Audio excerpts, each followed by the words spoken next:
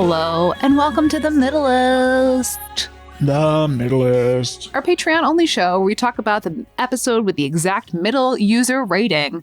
We want to see what this show looks like at its exact average because every show has its highs and its lows, but spends most of its time in that big middle. Big middle! You woke up the dog. Okay. The dog is really giving me a what are we doing? Look. She's like, I thought you guys cut. All right. So this, we're doing Dawson's Creek this episode. You know it. You love it. You listened to us talk about it last week for an hour and 9 minutes. Maybe our longest episode ever. Right now we're talking about season 6, episode 14, Clean and Sober. So only a few episodes before, what was Love Lines? It was 19, I want to say. So 5 episodes before the worst one. Yeah. But a completely different world in terms of quality. Yeah. I wouldn't say this is prime Dawson, but it definitely is at least a functional working TV show. Yeah. For me, the magic, again, I feel like we're getting kind of Gilmore Girls tier, where these episodes are falling towards the end of the show. We had to sort of finagle a bagel to get an episode from season 3 as the best episode. So... But what the numbers are pulling up are all from season 6, which is so just not, for me, an accurate Dawson's Creek experience. Although I thought this was a pretty good episode of Dawson's Creek. It was pretty good, but for me, the magic of Dawson's Creek is in the first 2, 3, 4 seasons, where it is the main 4 people shuffling through their different permutations of relationships. Whereas now we're properly college years, and there's all these other people that are involved. There's different boyfriends that are in there. There's roommates that are in there. There's roommates, immigration fraud fiancés that are in there. Although, in defense, Busy Phillips did not appear on the show until the 5th season and was not an actual cast member until the 6th season. So we at least get to see Busy Phillips. We get to see Busy Phillips, who is a bright light and is working her ass off, being given just so not great material. She does. The material she gets in this one is okay. Yes. They let her do comedy, which is kind of her forte. Yeah, she's very good at it. She's just so watchable. She's got that something. So this episode, Pacey is there. He, apparently he's Jack's roommate, we learn. We knew this before, but we are coming in kind of blind. So Pacey and not in a dorm. They share an apartment. Yeah, because I don't think Pacey's in school. Pacey's at this point a stockbroker, I think. Yeah. Yeah, that's the other thing. Pacey's rich now? Pacey's rich now. They're pulling a Gilmore Girls where just one of the characters is suddenly rich. So Pacey's rich now. So we open up, they're at an electronics store, and Pacey buys a big screen TV.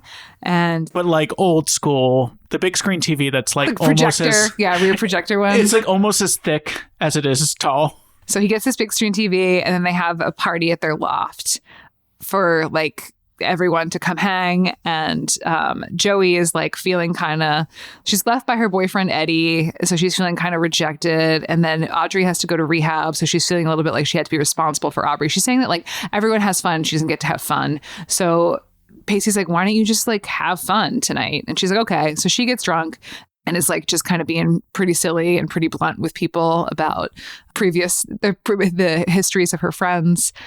She talks to Jack's boyfriend about how when they were in high school, Joey drew Jack naked and he got a boner. She talks to Jen's boyfriend about how when Jen was in high school, she, quote, killed a girl, which is not true. You were oh yeah, I forgot she killed a girl. Yeah, she was partying with the girl, Abby, and she fell off a dock and drowned. But Jen did not push her, as far as I can tell, as far as my memory goes, from 25 years ago. That was also when you're oh, by the way, Jen dies at the end of the show. Yeah, Jen dies at the end of the show. So that's what's going on with Joey. There's a Joey Pacey sort of will they, won't they? He never got over her, but they can still be friends kind of thing that's happening. Jack is having this sort of weird dilemma going on where his friend Emma, who's in a band, it has to... And is very British, right? Very British, right. But she had dropped out of school to pursue her band, but she's going to lose her visa because she's not in school anymore, so she has to get married. So she picks this kind of shithead guy to marry.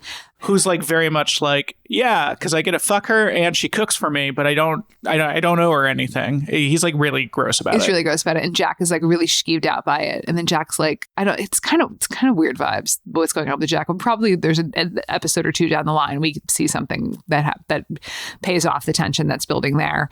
And Jen and her boyfriend are kind of he's a recovering alcoholic. And so Jen is like, I'm not going to drink at this party. It's a huge, obviously from the title, the theme of this episode is drinking. Either people are drinking or they're trying not to drink. That's kind of the main thing. Yeah.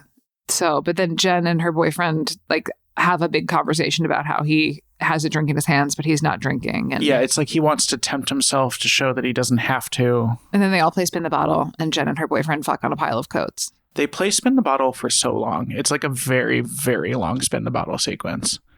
And then, yeah, they fuck on, just like on everyone's coats, which don't do that. So she's wearing this. I'm unclear if it's two pieces. It's a sweater tank top, and there's a coordinating scarf. The scarf may or may not be attached.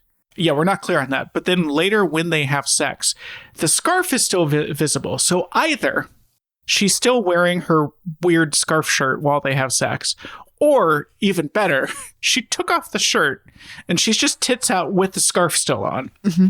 Either way, great. Dawson, and then we have our Dawson and Busy Phillips plot. So Busy Phillips is in rehab. Dawson is living in LA at the time because he's working in showbiz. Which a baffling choice to put one of your characters on the complete opposite coast as the rest of your characters to me. Like, that's unforced air. It seems like there's something going on here. I don't have the specifics on this, but it seems like James Van Der Beek was like, hey, I don't necessarily want to be the star of the show anymore. I'd like to still be involved, but maybe I could shoot in LA, and maybe I can be in less episodes. So I don't know, like, because he was doing other work at that time and like also trying to maybe branch out a little bit. Like you're also like, you're Dawson from Dawson's Creek and you're in season 6 and you're looking for your next move. So I think, I don't specifically know what happened there, but I get the vibe that he was kind of like, please, I would like to be in this less and I would like to shoot in LA and not be in North Carolina for 9 months so that I have a chance of having a career after this. Was the Boston stuff still filmed in North Carolina? Yes, it was. So okay. Yes, the Boston stuff was still filmed in North Carolina. So they've like built new sets. So Dawson goes and visits Busy Phillips in rehab. And it's a very much like we just kept saying, yeah, like rehab. Because she's just like comes and meets him. And it's just like everyone's sort of hanging out at what appears to be like a hotel. And Dawson recognizes one of the people from rehab as like a hotshot producer. And Busy Phillips is like, you should go talk to her. You can tell this is before Marvel started conquering. Because her name's Tony Stark. Her name is Tony Stark, which I'm sure at the time the writer was like, what a fun little reference that only a few people will get. Yes. And so he goes and talks to her and she's like, hey, you're hot. Let's bang. And he's like, I don't know. And she's like, fine, fuck you. Like, go away.